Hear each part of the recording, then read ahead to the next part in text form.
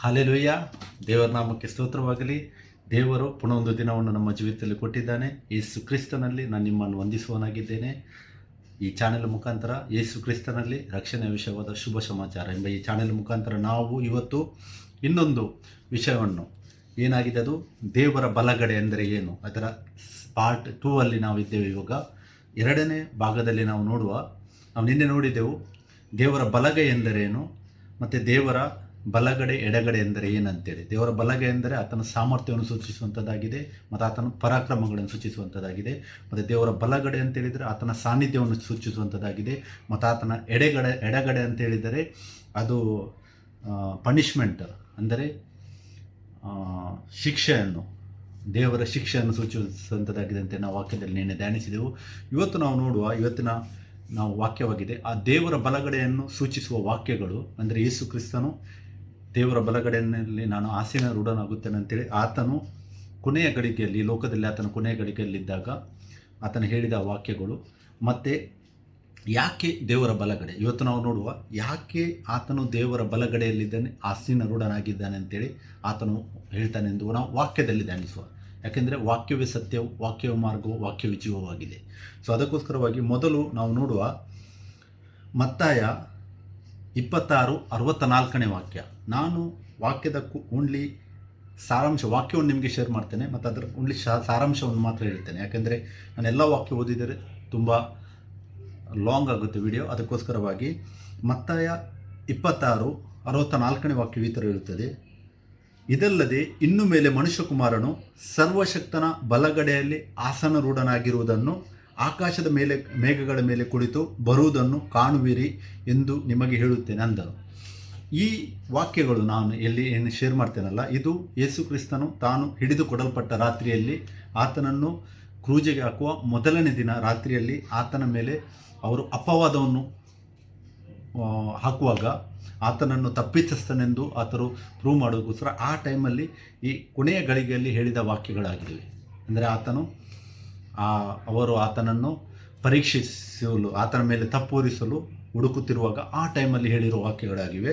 ಮತ್ತಾಯ 26:64 ಇನ್ನು ಮೇಲೆ ಮನುಷ್ಯಕುಮಾರನು ಸರ್ವಶಕ್ತನ ಬಲಗಡೆಯಲ್ಲಿ ಆಸನರಾಗಿರುವುದನ್ನು ನೀವು ಕಾಣುವಿರಿ ಅಂತ ಹೇಳ್ತದೆ. ಇಂಗ್ಲೀಷಲ್ಲಿ ಈ ಥರ ಬರೆದಿದೆ: son of man sitting at the right hand of the authority ಅಂತ ಹೇಳ್ತಾರೆ. ಅಥಾರಿಟಿ ಅಂತ ಹೇಳಿದರೆ ಪವರ್ ಅಂತ ಹೇಳಿದರೆ ಸರ್ವಶಕ್ತನು ಅಂತೇಳಿ.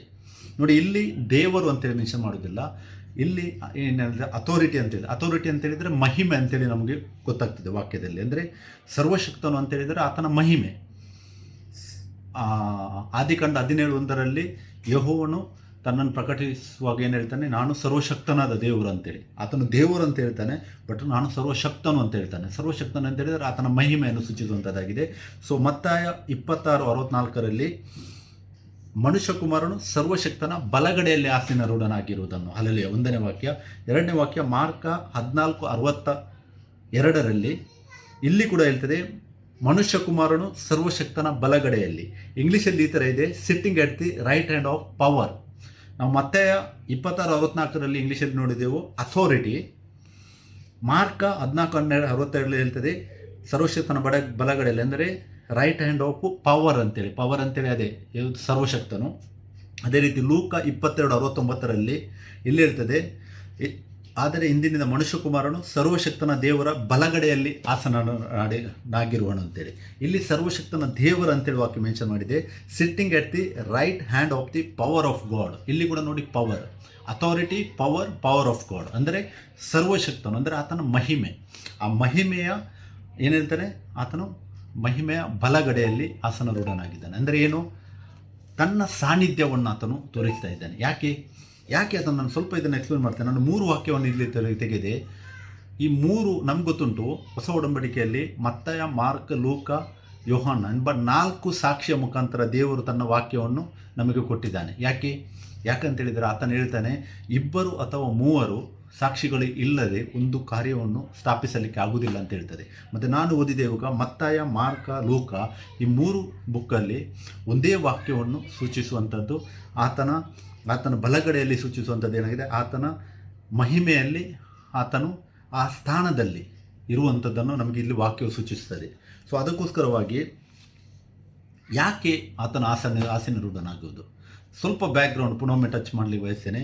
ನೋಡಿ, ಯೇಸು ಕ್ರಿಸ್ತನು ಈ ಲೋಕಕ್ಕೆ ಬರುವುದು ಅದು ದೇವರ ಸಂಕಲ್ಪವಾಗಿತ್ತು.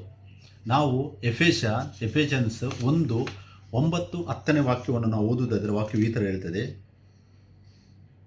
ತಾನು ಕಾಲವು ಪರಿಪೂರ್ಣವಾದಾಗ ನಿರ್ವಹಿಸಬೇಕಾದ ಒಂದು ಕೃಪೆಯುಳ್ಳ ಸಂಕಲ್ಪವನ್ನು ಆತನು ಕ್ರಿಸ್ತನಲ್ಲಿ ಮೊದಲೇ ನಿಷ್ಕರ್ಷೆ ಮಾಡಿಕೊಂಡಿದ್ದನು.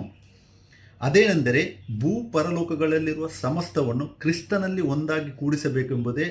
ಅಂದರೆ ಕ್ರಿಸ್ತನಲ್ಲಿಯೇ ಸಮಸ್ತ ಒಂದಾಗುವುದು. ಹಲ್ಲೆಲೂಯಾ.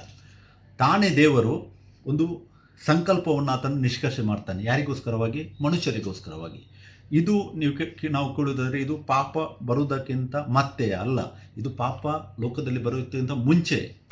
ನಾವು ಪ್ರಕಟಣೆ 13:8 ವಾಕ್ಯವನ್ನು ಓದುವುದಾದರೆ 13ನೇ ಅಧ್ಯಾಯ 8ನೇ ವಾಕ್ಯವನ್ನು ಓದಿದರೆ ಅಲ್ಲಿ ವಾಕ್ಯ ಹೇಳ್ತದೆ, ಆತನು ಜಗತ್ತುತ್ಪತ್ತಿಗಿಂತ ಮುಂಚೆ ಕೊಯ್ಯಲ್ಪಟ್ಟ ಕುರಿ ಅಂತೇಳಿ. ಅಂದರೆ ಈ ಜಗತ್ತನ್ನು ಉತ್ಪತ್ತಿ ಮಾಡೋಕ್ಕಿಂತ ಮುಂಚೆಯೇ ದೇವರು ಇದೆಲ್ಲವನ್ನು ನಿಷ್ಕರ್ಷೆ ಮಾಡಿಕೊಂಡಿದ್ದಾನೆ. ಅಂದರೆ ಈ ಥರ ಆಗಬೇಕಂತೇಳಿ. ಸೊ ಅದಕ್ಕೆ ಆದಾಮನು ಪಾಪ ಮಾಡೋದು ಕೂಡ ದೇವರಿಗೆ ಮೊದಲಿಂದ ಗೊತ್ತುಂಟು, ಆ ಥರ ಆಗುತ್ತೆ ಅಂತೇಳಿ. ಆದರೆ ಆತನು ಈ ಥರ ಆಗಬೇಕಂತೇಳಿ ನಿಷ್ಕರ್ಷೆ ಮಾಡಿಕೊಂಡಿದ್ದಾನೆ. ಎಫೆಸ 1:9-10 ನಾವು ಓದಿದೆವು. ನಾನು ಪುನಃ ಓದ್ತೇನೆ. ತಾನು ಕಾಲವು ಪರಿಪೂರ್ಣವಾದಾಗ, ನೋಡಿ, ಕಾಲವು ಪರಿಪೂರ್ಣವಾದಾಗ ನಿರ್ವಹಿಸಬೇಕಾದ ಒಂದು ಕೃಪೆಯುಳ್ಳ ಸಂಕಲ್ಪ, ಅದು ಆತನ ಸಂಕಲ್ಪವಾಗಿದೆ. ಸಂಕಲ್ಪವನ್ನು ಆತನು ಕ್ರಿಸ್ತನಲ್ಲಿ ಮೊದಲೇ ನಿಷ್ಕರ್ಷೆ ಮಾಡಿಕೊಂಡಿದ್ದನು. ಹಲ್ಲೆಲೂಯಾ. ಆದಾಮನು ಪಾಪ ಮಾಡುವುದಕ್ಕಿಂತ ಮತ್ತೆ ಅಲ್ಲ, ಅದಕ್ಕಿಂತ ಮುಂಚೆ ಆತನು ನಿಷ್ಕರ್ಷೆ ಮಾಡಿಕೊಂಡಿದ್ದನು. ಆದರೆ ಕಾಲವು ಪರಿಪೂರ್ಣವಾದಾಗ ನಿರ್ವಹಿಸ್ತಾನೆ ಆತನಂತೇಳಿ ವಾಕ್ಯ ಹೇಳುತ್ತದೆ. ಅದೇನೆಂದರೆ, ಭೂಪರಲೋಕಗಳಲ್ಲಿರುವ ಸಮಸ್ತವನ್ನು, ಹಲ್ಲೆಲೂಯಾ, ಪ್ರತಿಯೊಂದನ್ನು ಕ್ರಿಸ್ತನಲ್ಲಿ ಒಂದಾಗಿ ಕೂಡಿಸಬೇಕೆಂಬುದೇ ಆತನ ಇಚ್ಛೆಯಾಗಿತ್ತು. ಮತ್ತು ಕ್ರಿಸ್ತನಲ್ಲಿಯೇ ಸಮಸ್ತವು ಒಂದಾಗುವುದು. ಹಲ್ಲೆಲೂಯಾ. ದೇವರ ನಮಗೆ ಸ್ತೋತ್ರವಾಗಲಿ. ಇನ್ನೊಂದು ವಾಕ್ಯ ಕೊಲೋಸ 1:20 ನೋಡಿ, ಅಲ್ಲಿ ಹೇಳ್ತದೆ, ಭೂ ಪರಲೋಕಗಳಲ್ಲಿರುವ ಸಮಸ್ತವನ್ನು ಆತನ ಮೂಲಕ ತನಗೆ ಸಂಧಾನಪಡಿಸಿಕೊಳ್ಳಬೇಕೆಂದು ನಿಷ್ಕರ್ಷೆ ಮಾಡಿಕೊಂಡಿದ್ದನು. ಅಂದರೆ ಆತನು ಶಿಲುಬೆ ಮೇಲೆ ಸುರಿಸಿದ ರಕ್ತದಿಂದ ತಾನು ಸಮಾಧಾನವನ್ನು ಉಂಟು ಮಾಡಿ ಭೂಪರಲೋಕಗಳಲ್ಲಿರುವ ಸಮಸ್ತವನ್ನು ಆತನ ಮೂಲಕ, ಅಂದರೆ ಕ್ರಿಸ್ತನ ಮೂಲಕ ಆತನಿಗೆ ದೇವರಿಗೆ ಸಂಧಾನಪಡಿಸಿಕೊಳ್ಳಬೇಕೆಂದು ನಿಷ್ಕರ್ಷೆ ಮಾಡಿದ್ದಾನೆ. ಇಂಗ್ಲೀಷಲ್ಲಿ ಓದುವುದಾದರೆ to reconcile all things to himself by him. ಅಂದರೆ ಆತನು ತನಗಾಗಿಯೇ ಇದೆಲ್ಲ ಈ ಸಂಕಲ್ಪವನ್ನು ಆತನು ನಿಷ್ಕರ್ಷೆ ಮಾಡಿಕೊಂಡಿದ್ದನು. ಯಾಕೆ ಆ ದೇವರ ಬಲಗಡೆಯಲ್ಲಿ ಆತನು ಆಸೀನರೂಢನಾಗುತ್ತಾನೆ? What is the reason? ಅದನ್ನು ನಾವು ಇವಾಗ ವಾಕ್ಯದಲ್ಲಿ ನೋಡುವ. ನೋಡಿ, ಯೇಸು ಕ್ರಿಸ್ತನು ಹೇಳ್ತಾನೆ ಯೋಹಾನ 4:30, 31, 32, 33, 34 ಇಲ್ಲಿ ನಾವು ವಾಕ್ಯವನ್ನು ಓದೋದಾದರೆ 32ನೇ ವಾಕ್ಯವನ್ನು ನಾನು ನಿಮಗೆ ಓದ್ತೇನೆ. ರೆಫರೆನ್ಸ್ ಕೊಟ್ಟಿದ್ದೇನೆ. ಯೋಹಾನ 4:30, 31, 32, 33, 34 ವಾಕ್ಯವನ್ನು ಓದಿ. ನಾನು 32ನೇ ವಾಕ್ಯವನ್ನು ನೋಡಿ ಓದ್ತೇನೆ. ಆದರೆ ಆತನು ಅವರಿಗೆ, ನಿಮಗೆ ತಿಳಿಯದಂಥ ಆಹಾರವು ನನಗುಂಟು ಅಂತೇಳಿ ತನ್ನ ಶಿಷ್ಯರಿಗೆ ಹೇಳ್ತಾನೆ. ಯಾವಾಗ ಆತನ ಶಿಷ್ಯರು ಗುರುವೇ ಊಟ ಮಾಡು ಎಂದು ಆತನನ್ನು ಬೇಡಿಕೊಳ್ಳುವಾಗ ಯೇಸು ಕ್ರಿಸ್ತನಲ್ಲಿ ಹೇಳ್ತಾನೆ, ನಿಮಗೆ ತಿಳಿಯದಂಥ ಆಹಾರವು ನನಗುಂಟು ಎಂದು ಹೇಳಲು ಶಿಷ್ಯರು ಥಿಂಕ್ ಮಾಡ್ತಾರೆ, ಆತನಿಗೆ ಯಾರಾದರೂ ಊಟಕ್ಕೆ ತಂದುಕೊಟ್ಟರು ಎಂದು ತಮ್ಮೊಳಗೆ ಮಾತಾಡಿಕೊಂಡರು. ಆಗ ಯೇಸು ಅವರಿಗೆ ಹೇಳ್ತಾನೆ, ನನ್ನನ್ನು ಕಳುಹಿಸಿದ ಆತನ ಚಿತ್ತದಂತೆ ಮಾಡಿ ಆತನ ಕೆಲಸವನ್ನು ಪೂರೈಸುವುದೇ ನನ್ನ ಆಹಾರವು. ಹಲ್ಲೆಲೂಯಾ.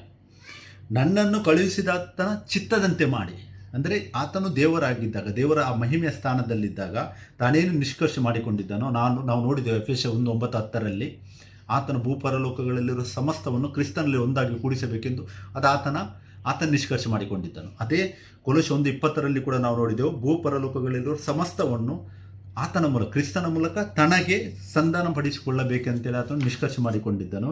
ಇದೇ ವಾಕ್ಯವನ್ನು ನಾವು ಕೊಲೋಸ್ಯರಿಗೆ ಬರೆದ ಪತ್ರಿಕೆ 2ನೇ ಅಧ್ಯಾಯ 2:3 ನಾವು ಓದುವುದಾದರೆ ಅಲ್ಲಿ ಕೂಡ ಹೇಳ್ತದೆ. ಅಲ್ಲಿ ವಾಕ್ಯವೇನು ಹೇಳ್ತದೆ ಅಂದರೆ, ದೇವರು ತಿಳಿಸಿರುವ ಮರ್ಮವನ್ನು, ಅಂದರೆ ತನ್ನಲ್ಲೇ ಜ್ಞಾನ ವಿದ್ಯಾ ಸಂಬಂಧವಾದ ನಿಕ್ಷೇಪಗಳನ್ನೆಲ್ಲ ಅಡಗಿಸಿಕೊಂಡಿರುವ ಕ್ರಿಸ್ತನನ್ನು ತಿಳಿದುಕೊಳ್ಳುವುದಂತೆ ವಾಕ್ಯ ಹೇಳುತ್ತದೆ. ಅಂದರೆ ತನ್ನಲ್ಲೇ ಕ್ರಿಸ್ತನನ್ನು ಆತನು ಪ್ರಕಟಿಸುವುದು. ಆತನೇ ದೇವರು, ಬಟ್ ಆತನೇನು ಮಾಡ್ತಾನೆ, ಮನುಷ್ಯರಿಗಾಗಿ ಆತನು ಕ್ರಿಸ್ತನ ರೂಪವನ್ನು ಧರಿಸಿಕೊಂಡು ಆತನ ಈ ಲೋಕಕ್ಕೆ ಬರ್ತಾನೆ. ಯಾಕೆ? ಇಲ್ಲಿ ಯೇಸು ಕ್ರಿಸ್ತನ ಹೇಳಿದ್ದನ್ನು ನಾವು ನೋಡಿದೆವು. ಯೋಹಾನ 4:30 ಆತನು ಹೇಳ್ತಾನೆ, ನನ್ನನ್ನು ಕಳುಹಿಸಿದ ಆತನ ಚಿತ್ತದಂತೆ ಮಾಡಿ ಆತನ ಕೆಲಸವನ್ನು ಪೂರೈಸುವುದೇ ನನ್ನ ಆಹಾರವು. ಹಲ್ಲೆಲೂಯಾ. ಯೇಸು ಕ್ರಿಸ್ತನ ಹೇಳ್ತಾನೆ, ನನ್ನ ಆಹಾರ ಏನಾಗಿದೆ? ನನ್ನನ್ನು ಕಳುಹಿಸಿದ ಆತನ, ಅಂದರೆ ಆತನು ದೇವರು ಕ್ರಿಸ್ತನ ರೂಪದಲ್ಲಿ ಆತನ ಈ ಲೋಕಕ್ಕೆ ಬರುವಾಗ ಆತನೇನು ಮಾಡ್ತಾನೆ, ಆತನ ಚಿತ್ತದಂತೆ ಮಾಡುವುದು ಮತ್ತು ಆ ಕೆಲಸವನ್ನು ಪೂರೈಸುವುದು ನನ್ನ ಆಹಾರವನ್ನು. ಆ ಕೆಲಸವು ಏನಾಗಿದೆ ಅಂತೇಳಿ ನಾವು ಇವತ್ತು ವಾಕ್ಯದಲ್ಲಿ ನೋಡುವ.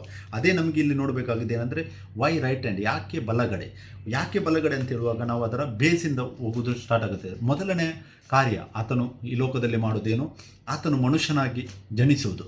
ಮತ್ತೆ 1:21 ಹೇಳ್ತದೆ, ಒಂದು ಮಗು ನಮಗಾಗಿ ಹುಟ್ಟಿದೆ, ಆತನಿಗೆ ಯೇಸು ಎಂದು ಹೆಸರಿದ್ದಾರೆ. ಅಂದರೆ ಯೇಸು ಅಂದರೆ ಆತನು ನಮ್ಮನ್ನು ನಮ್ಮ ಪಾಪಗಳಿಂದ ಬಿಡಿಸಿ ಕಾಯುವನು. ಅಂದರೆ ಮೊದಲನೇ ಕಾರ್ಯವು ಆತನು ಮನುಷ್ಯರನ್ನು ನಮ್ಮ ಪಾಪಗಳಿಂದ ಬಿಡಿಸುವುದಕ್ಕಾಗಿ ಆತನು ಮನುಷ್ಯ ರೂಪವನ್ನು ಧರಿಸುವುದು, ಅದು ಆತನ ಮೊದಲನೇ ಕಾರ್ಯವಾಗಿದೆ.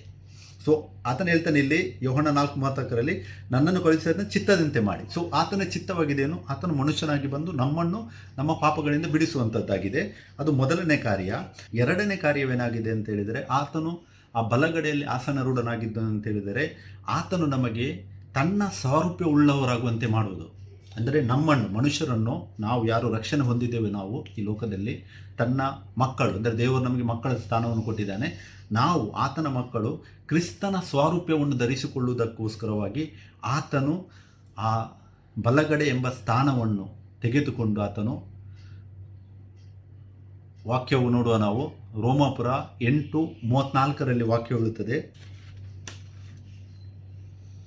ನೋಡಿ. ಆತನ ಹೇಳ್ತಾನೆ, ಅಪರಾಧಿಗಳನ್ನು ನಿರ್ಣಯಿಸುವರು ಯಾರು, ಕ್ರಿಸ್ತ ಯೇಸು ಮರಣವನ್ನು ಹೊಂದಿದ್ದಲ್ಲದೆ ಜೀವಿತನಾಗಿದ್ದು ದೇವರ ಬಲಗಡೆಯಲ್ಲಿದ್ದು ನಮಗೋಸ್ಕರ ಬೇಡುವವನಾಗಿದ್ದಾನೆ. ಹಲ್ಲೆಲೂಯಾ. ನಮಗೋಸ್ಕರವಾಗಿ ಆತನು ಏನು ಬೇಡುವವನಾಗಿದ್ದಾನೆ ಅದು ನೋಡುವ ನಾವು. ನಮಗೋಸ್ಕರ ಆತನು ಈ ಲೋಕದ ಐಶ್ವರ್ಯವನ್ನು ಬೇಡುವವನಾಗಿದ್ದಾನ? ಅಲ್ಲ. ಮನೆಯನ್ನು ಅಲ್ಲ, ಕಾರನ್ನು ಅಲ್ಲ, ಮತ್ತೆ ಇನ್ನೇನು ಆರಾಮ್ಯವಾದ ಸಂಗತಿಗಳನ್ನು, ಇದು ಯಾವುದೂ ಅಲ್ಲ.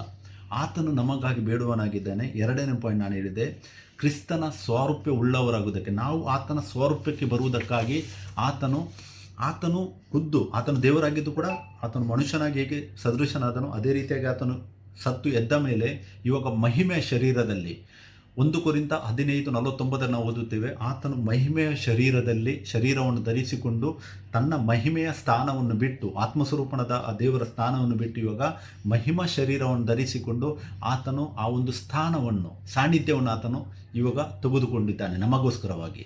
ಸೊ ಅದಕ್ಕೋಸ್ಕರವಾಗಿ ನಮಗಾಗಿ ಆತನು ಯಾತಕ್ಕಾಗಿ ಬೇಡುತ್ತಾನೆ, ಆತನು ಕ್ರಿಸ್ತನ ಸ್ವಾರೂಪ್ಯ ಉಳ್ಳೋದಕ್ಕಾಗಿ ಆತನು ಬೇಡುತ್ತೇನೆ. ನಾವು ವಾಕ್ಯವನ್ನು ನೋಡುವ ರೋಮಾಪುರ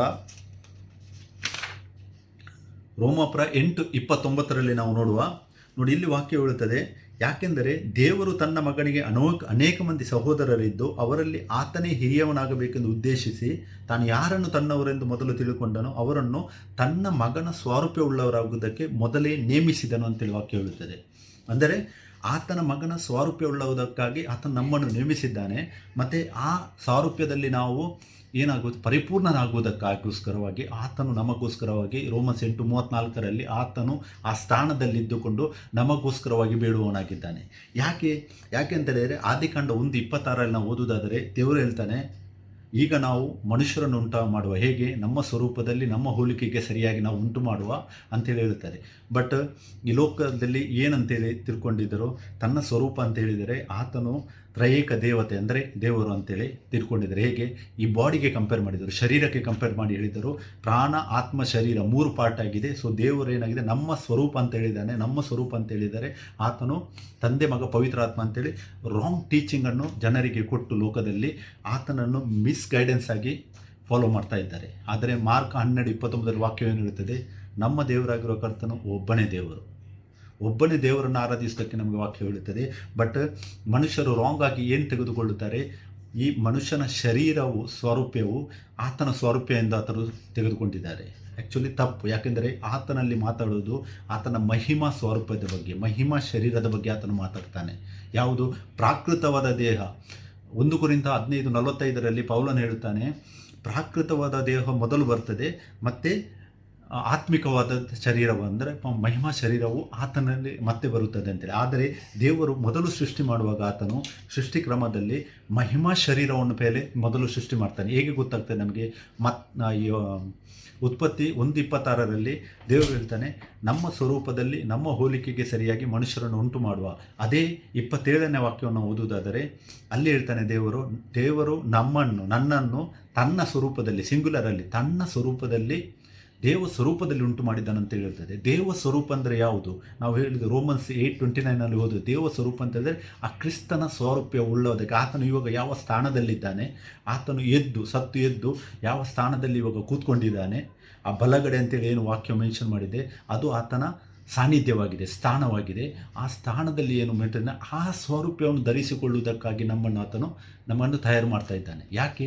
ಯಾಕೆಂತ ಹೇಳಿದರೆ ದೇವರು ಮೊದಲು ಮನುಷ್ಯನನ್ನು ತನ್ನ ಸ್ವರೂಪದಲ್ಲಿ ಸೃಷ್ಟಿ ಮಾಡಿದೆ ಅಂತೇಳಿದರೆ ಆತನು ಮಹಿಮೆಯ ಸ್ಥಾನದಲ್ಲಿ ನಮ್ಮನ್ನು ಸೃಷ್ಟಿ ಮಾಡಿದ್ದನು.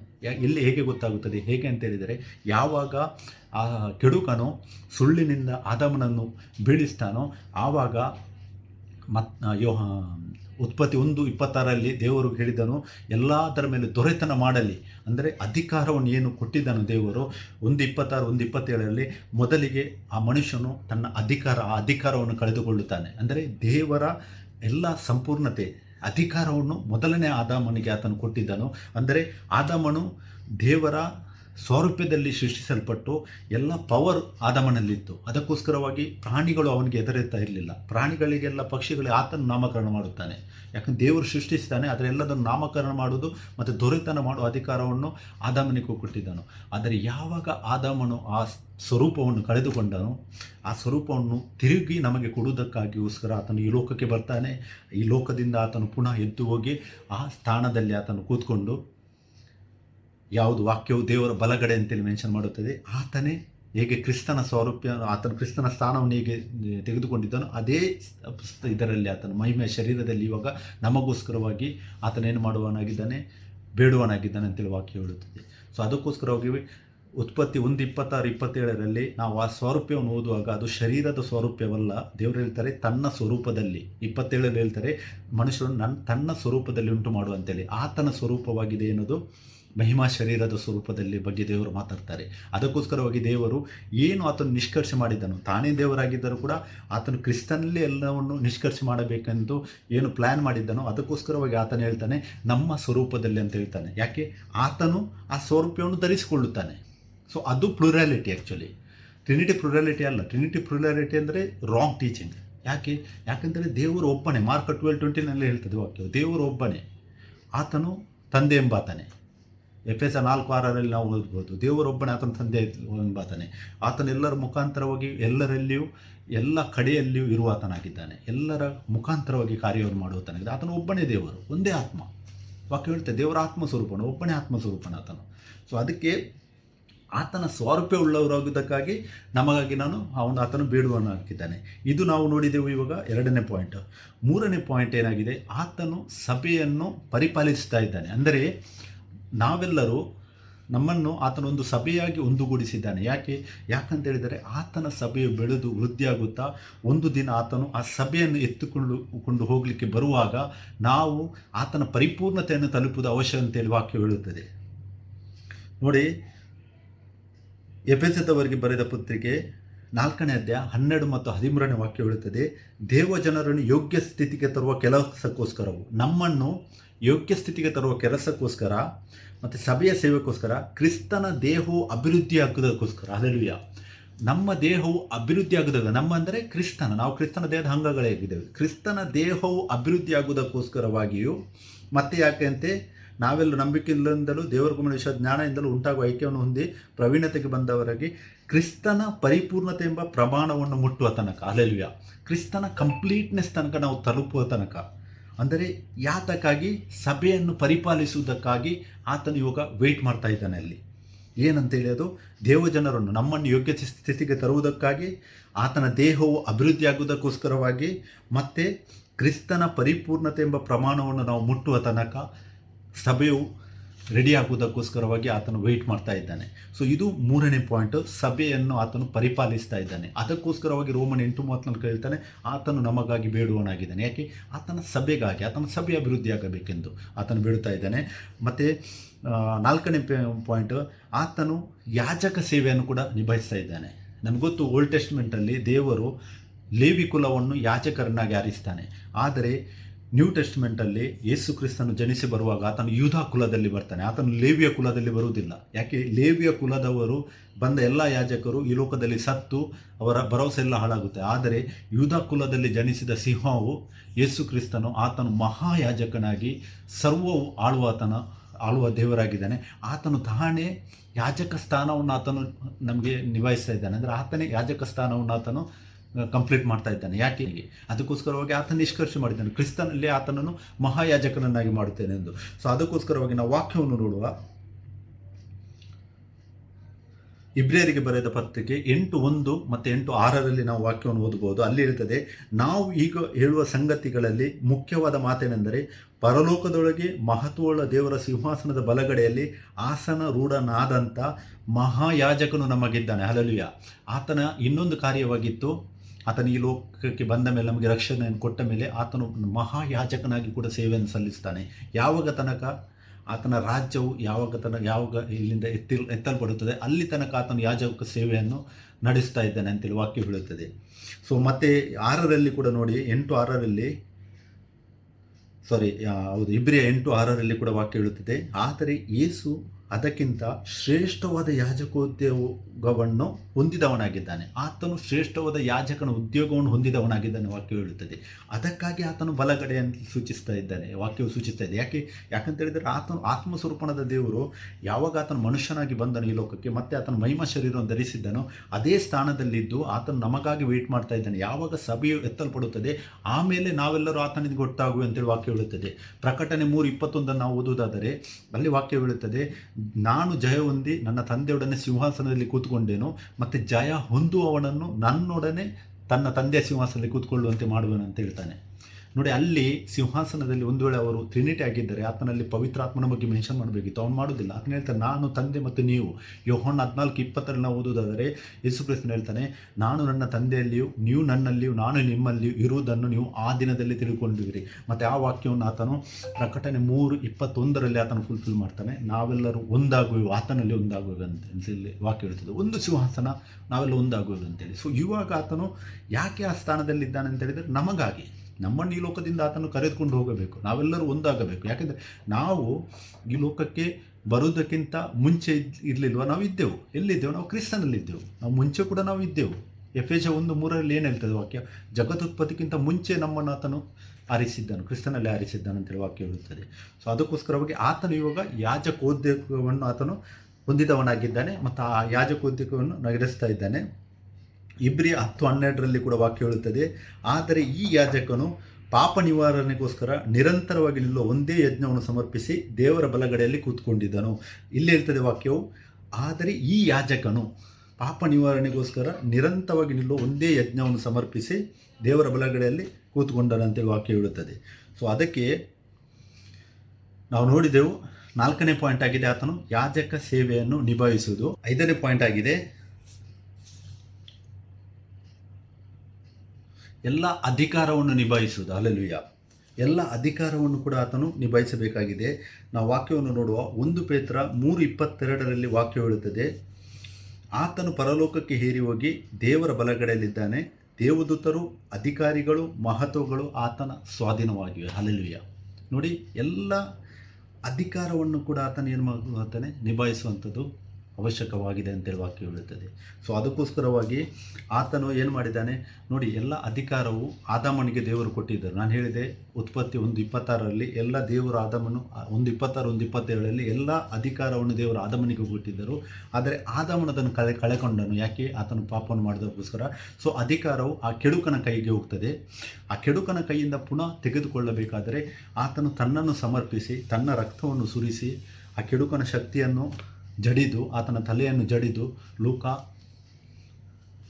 10:17-20 ನಾವು ಓದುವಾಗ ಆತನು ಬೀಳುವುದನ್ನು ನೋಡುವೆನಂತೇಳಿ ಯೇಸು ಕ್ರಿಸ್ತನು ಹೇಳ್ತಾನೆ. ಅಂದರೆ ಆತನನ್ನು ಜಡಿದು, ಪ್ರಕಟಣೆ 1ನೇ ಅಧ್ಯಾಯ 18ನೇ ವಾಕ್ಯದಲ್ಲಿ ನಾವು ಓದುತ್ತೇವೆ. ಆತನು ಹೇಳ್ತಾನೆ, ಪಾತಾಳದ ಮತ್ತು ಮರಣದ ಬೀಗದ ಕೈಗಳು ಇವಾಗ ನನ್ನ ಕೈಯಲ್ಲಿವೆ ಅಂತ ಹೇಳ್ತಾನೆ. ಅಂದರೆ ಆ ಅಧಿಕಾರವನ್ನು ಆತನು ಪುನಃ ಪಡೆದುಕೊಳ್ಳುತ್ತಾನೆ. ಸೊ ನಮ್ಮ ಪಾಯಿಂಟ್ ಆಗಿದೆ. ಇನ್ನೊಂದು ರೀಸನ್ ಏನಾಗಿದೆ, ಆತನು ಎಲ್ಲ ಅಧಿಕಾರವನ್ನು ನಿಭಾಯಿಸುವುದಕ್ಕಾಗಿ ಆತನು ಆ ಸ್ಥಾನದಲ್ಲಿ ಇದ್ದಾನೆ. ಇವಾಗ ಆತನೇ ದೇವರು, ಆತನೇ ಎಲ್ಲ ಆತನು ನಿಷ್ಕರ್ಷೆ ಮಾಡಿಕೊಂಡಿದ್ದನು. ಸೊ ಅದಕ್ಕೋಸ್ಕರವಾಗಿ ನಾವು ಎಷ್ಟು ಪಾಯಿಂಟನ್ನು ನೋಡಿದ್ದೆವು? ನಾವು 5 ಪಾಯಿಂಟನ್ನು ನಾವು ನೋಡಿದ್ದೆವು. ಯಾವುದೆಲ್ಲ ನಾವು ಪುನಃ ಹೇಳ್ತೇನೆ, ಆತನು ಮನುಷ್ಯನಾಗಿ ಬಂದು ನಮಗೆ ಮೊದಲನೇ ಪಾಯಿಂಟ್ ನಮಗೆ ರಕ್ಷಣೆಯನ್ನು ಕೊಡೋದು.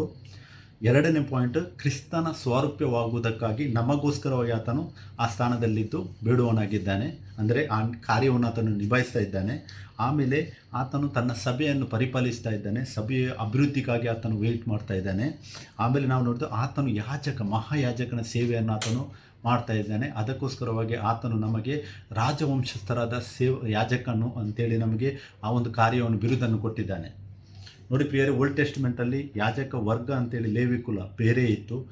ಬಟ್ ನ್ಯೂ ಟೆಸ್ಟ್ಮೆಂಟಲ್ಲಿ ಯಾರ್ಯಾರು ಕ್ರಿಸ್ತನನ್ನು ಹಿಂಬಾಲಿಸುತ್ತಾರೋ, ಯಾರ್ಯಾರು ಕ್ರಿಸ್ತನಲ್ಲಿ ನಂಬಿಕೆ ಇಟ್ಟರೋ, ದೇವರ ಮಕ್ಕಳಾಗುವ ಅಧಿಕಾರವು ಯಾರಿಗೆ ಸಿಕ್ಕಿದೋ ಅವರೆಲ್ಲರೂ ದೇವರ ಯಾಜಕರಾಗಿದ್ದಾರೆ, ಕ್ರಿಸ್ತನಲ್ಲಿ ದೇವರ ಯಾಜಕರಾಗಿದ್ದಾರೆ.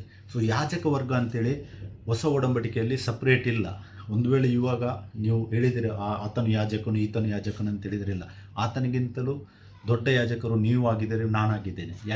ಯಾಕೆಂದರೆ ಆತನು ನಮಗೆ ರಾಜವಂಶಸ್ಥರಾದ ಯಾಜಕನಾಗುವ ಅಧಿಕಾರವನ್ನು ಕೊಟ್ಟಿದ್ದಾನೆ. ಎಲ್ಲಿ? ಯೇಸು ಕ್ರಿಸ್ತನ. ನಮ್ಮ ಮಹಾಯಾಜಕನು ಯಾರು? ಯೇಸು ಕ್ರಿಸ್ತನು.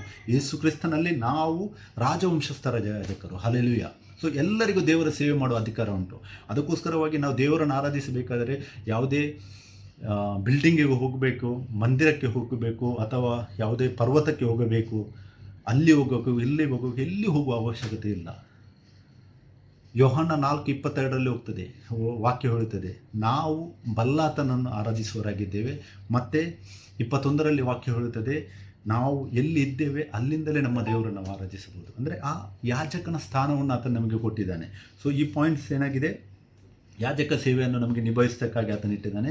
ಮತ್ತು ಎಲ್ಲ ಅಧಿಕಾರವನ್ನು ಆತನು ಹಿಂದಕ್ಕೆ ಪಡೆದುಕೊಂಡು ಅದನ್ನು ಆತನು ನಮಗೆ ಪುನಃ ಕೊಟ್ಟಿದ್ದಾನೆ. ಯಾರು? ಆದಾಮನು ಕಳೆಕೊಂಡ ಅಧಿಕಾರವನ್ನು ಆತನು ನಮಗೆ ಕೊಟ್ಟಿದ್ದಾನೆ. ಅದಕ್ಕೋಸ್ಕರವಾಗಿ ಆತನು ಆ ಬಲಗಡೆಯ ಸ್ಥಾನದಲ್ಲಿ, ನಮಗೆ ವಾಕ್ಯ ಸಿಗುತ್ತದೆ, ಬಲಗಡೆಯ ಸ್ಥಾನವನ್ನು ಆತನು ತೆಗೆದುಕೊಂಡಿದ್ದಾನೆ. ಬಲಗಡೆ ಸ್ಥಾನ ಅಂತ ಹೇಳಿದರೆ ಆತನು ಇನ್ನೊಂದು ದೇವರಲ್ಲ, ಅಥವಾ ಆತನು ಟ್ರಿನಿಟಿ ಅಲ್ಲ, ತ್ರಯೇಕ ದೇವರು ಅಲ್ಲ, ಆತನೇ ದೇವರಾಗಿದ್ದಾನೆ. ನಾವು ನೋಡಿದ್ದೆ ಎಫೆಸ 1:19-20, ಕೊಲೋಸ 1:20 ನಾವು ನೋಡಿದೆವು. ಆತನು ಎಲ್ಲವನ್ನು ಕ್ರಿಸ್ತನಲ್ಲಿ ತನಗೆ ಸಂಧಾನ ಮಾಡೋದಕ್ಕೋಸ್ಕರವಾಗಿ ಆತನೇ ನಿಷ್ಕರ್ಷೆ ಮಾಡಿಕೊಂಡಿದ್ದಾನು. ಸೊ ಆ ವಾಕ್ಯವನ್ನು ಆತನು ಫುಲ್ಫಿಲ್ ಮಾಡ್ತಾ ಇದ್ದಾನೆ ಇವಾಗ.